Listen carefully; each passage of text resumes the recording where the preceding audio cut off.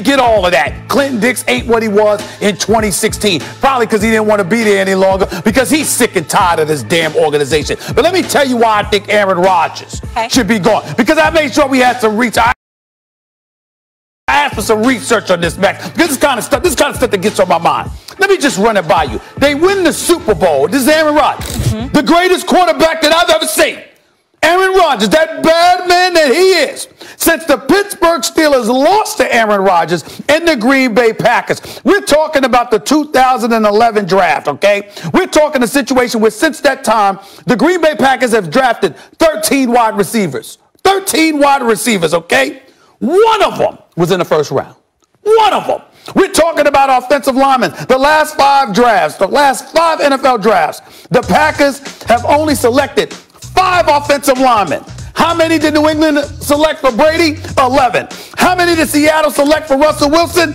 10. How about the coach with Andrew Luck, and he's on suicide watch, and even the coach drafted 10 damn offensive linemen, okay? And listen, when you look at this team and you look at the Green Bay Packers, they clearly make the choice. With every move they make, we ain't got nothing to worry about. We got Aaron Rodgers. Now, I'm one of those guys who believes you take care of your stars. You take care of your stars, particularly when your stars are the ones that care and put in the work. They ain't just relying on their abilities. They're not just relying on their cachet. They put in the work. They show up. They represent. The #1 order of business is to take care of Aaron Rodgers. They don't do it. And as far as I'm concerned, they don't do it, which is adding insult to injury. You don't do it because it's him. We got Aaron Rodgers. We ain't got nothing to worry about. Yeah, we're going to have better pieces. We think, and you know, we're going to look forward to 2019. We might suffer a little bit now, but we'll be better.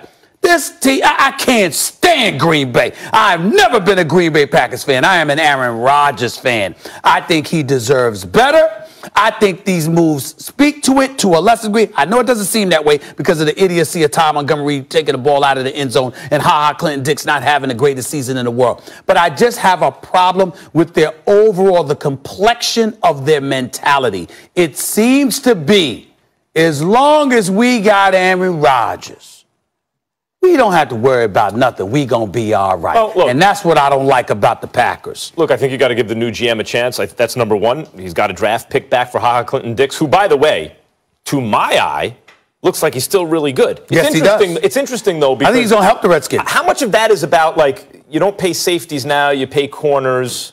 How much of that is because of the way the game has changed? How much of that? Because usually you see who are they going to pay? That tells you who's actually good. To the talent evaluators who watch him all the time. Clinton Dix, to me, looks like a guy who's actually good. But apparently the Packers don't believe so because they weren't going to pay him because it's time to pay, so they get rid of him and they get something to build for in the future. One thing you say about the offensive line that's curious to me, Stephen A., the Green Bay Packers, when healthy, have a much better offensive line than the Patriots or the Seahawks, who you point to as teams that have invested in their offensive line.